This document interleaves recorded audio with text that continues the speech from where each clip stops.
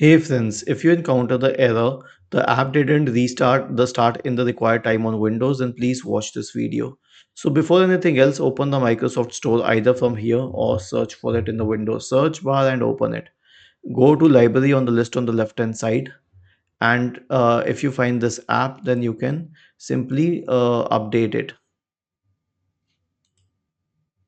Click on downloads and then select check for updates. Okay. The next one is to repair that specific app. Let's say that the app is ShareX. Okay. So search for it and click on app settings in the right pane. Now scroll down, terminate this first because it's working in the background. Click on repair, wait till you get a tick here. Then try resetting it and wait till you get a tick here.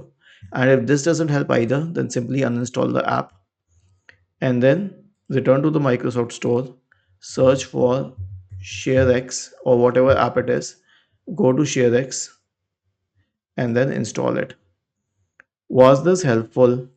If yes, then please subscribe to the channel, and if not, then let us know in the comment section of the video on how we could help you further. Thank you for watching this video and have a nice day.